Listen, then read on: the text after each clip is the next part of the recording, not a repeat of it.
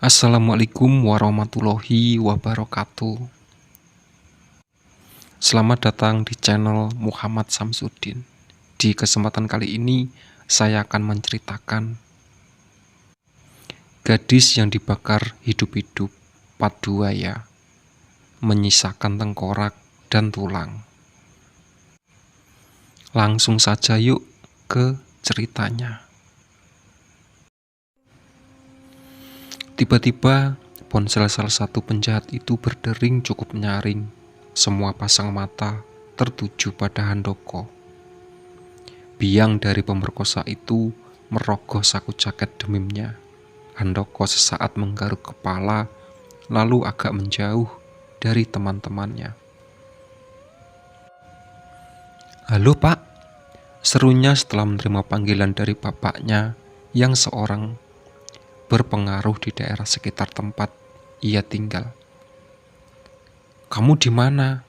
cecar Kasim bapak Handoko di seberang sana. "Aku lagi nongkrong sama teman-teman Pak, bentar lagi pulang." "Nongkrong? Kamu lupa nanti malam kamu akan lamaran." Handoko akan segera melepas lajangnya. Pria itu sudah mempunyai gadis idamannya yang lumayan cukup cantik. "Kan nanti malam Pak." "Jangan membantah, Handoko. Cepat pulang. Jangan suka kelayapan. Nggak jelas sama teman berandalmu itu," titah Kasim dengan nada tinggi. Iya, ini aku pulang." Handoko menghela nafas berat seraya mengakhiri panggilannya. "Ada apa? Kamu disuruh pulang sama bapakmu." "Ah, lemah," ejek pria bertato itu sambil menyentuh hidungnya. "Aku balik duluan ya. Pastikan jasad gadis itu terpanggang dengan habis hingga tidak ada tersisa," seru Handoko yang segera berlari keluar meninggalkan teman-temannya di sana. Husna dari tadi tak tenang, matanya fokus keluar. Ia mencemaskan Lastri yang tak kunjung juga menampakkan batang hidungnya. Kemana dia? Apa Lastri nyasar? Apa jangan-jangan ia tak jadi datang karena hujan? Ah, masa iya? Aduh, harusnya ku tunggu dia saja tadi, gumam Husna. "Kenapa Hus?" Rekan kerja Husna menyenggol pundak gadis berkulit sawo matang itu. "Aku mencemaskan temanku. Dia kok belum datang ya? Katanya mau ngelamar kerja di sini." Husna meremas jarinya. "Oh, cewek tadi di kosanmu itu. Mungkin dia takut datang sendirian." "Entahlah, perasaanku mendadak gak enak. Aku menyesal ninggalin dia dan menuntannya dia pergi sendiri. Apalagi dia masih baru pertama kali ke sini." Terselip penyesalan di hati Husna. Harusnya dia tidak membiarkan Lastri sendiri, tapi karena mengejar waktu aku takut terlambat, ia terpaksa meninggalkan Lastri yang sedang mandi waktu itu. Jangan dipikirin, kalau memang dia ingin bekerja, kan sudah datang dari tadi. Ini udah siang loh, ucap kawannya yang mencoba menenangkan hati Husna yang gundah. Gadis itu hanya memberi senyum simpul sambil mencoba berpikir baik-baik saja. Kondisi mayat Lastri sangatlah buruk.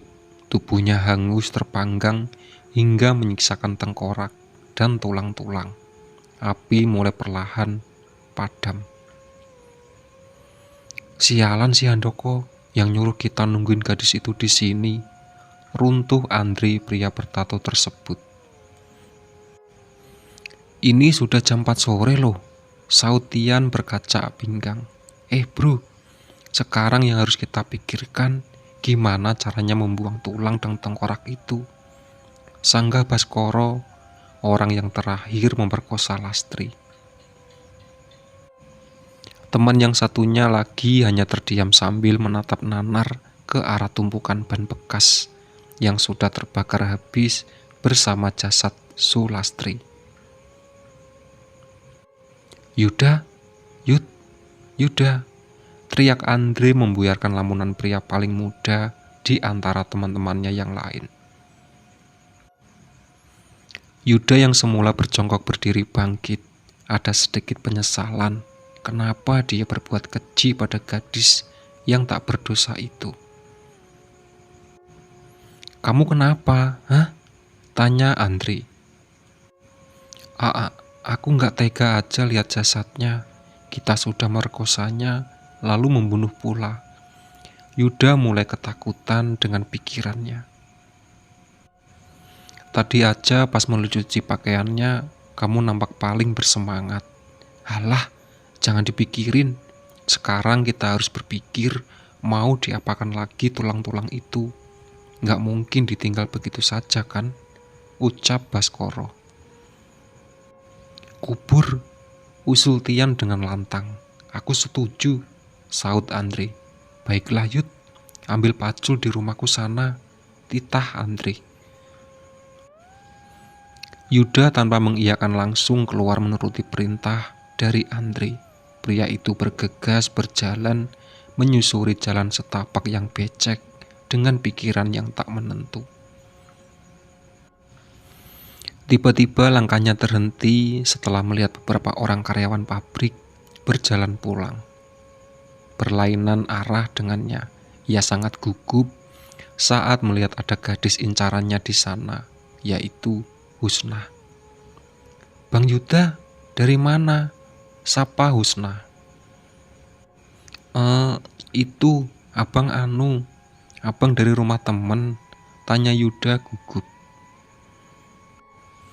Teman Husna pada senyum-senyum melihat Yuda. Mereka fokus pada resetting celana milik Yuda yang tidak tertutup dengan sempurna. "Ada apa?" Yuda mulai merasa. Ia melirik ke bawah dan langsung meringis malu. Bergegas ia melewati Husna dan teman-temannya. "Bang," panggil Husna menghentikan langkah Yuda. Pria itu memicing mata karena malu. Tak sanggup ia menoleh ke belakang. "Abang lihat temanku tidak?" "Tidak," jawab Yuda bergegas pergi. Padahal ia pun tidak tahu teman yang mana yang dimaksud Yuda. Yuda yang lupa menutup resleting celana dengan sempurna. Setiba di rumah, dia panik mencari pacul di sudut dapur sambil sibuk perhatikan adiknya yang masih berusia 16 tahun. "Di mana disembunyikan bapak?" gumamnya menggaruk-garuk kepala. "Nyari apa bang?" tegur sang adik. Yuda tersentak kaget. Ia meneguk saliva saat memperhatikan gadis yang beranjak remaja itu dengan seksama. Ia terbayang gadis yang ia perkosa. "Bang," imbuh adiknya. Pacul." "Iya, abang nyari pacul. Kamu lihat tidak? Itu di belakang rumah ditaruh bapak," jawab adiknya. Yuda langsung ke belakang mencari pacul. Setelah mendapatkan, ia segera mungkin kembali ke gudang. Azan maghrib berkumandang begitu syahdunya, memanggil jiwa-jiwa yang sibuk seharian beraktivitas untuk sujud pada Sang Pencipta. Husna dari tadi makin tidak tenang karena tidak mendapatkan Lastri di kosannya. Dia berusaha menanyakan keberadaan temannya sekampungnya itu pada semua penghuni kos. Tidak ada yang mengaku melihat Lastri. Perasaan semakin tak karuan. Kemana perginya anak itu? Batin Husna. Karena takut kehilangan salat maghrib yang waktunya begitu singkat, ia sejenak menghentikan pencarian dan melaksanakan 3 rakaat terlebih dahulu. "Assalamualaikum warahmatullahi wabarakatuh." Ia memberi salam mengakhiri salatnya. Husna yang mulai menada tangan ke atas mendengar suara tangis seseorang. Ia coba abaikan dan lanjut membacakan doa.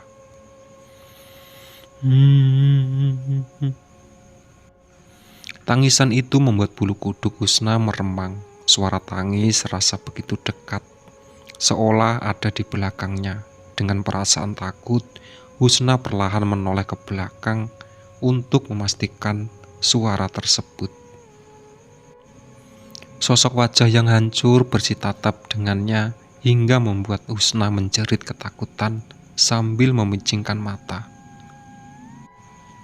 Meninggalkan Husna, bagaimana dengan keempat pemuda itu? Apa yang mereka akan menguburkan tengkorak serta tulang yang tersisa dari jasad Lastri yang mereka bakar?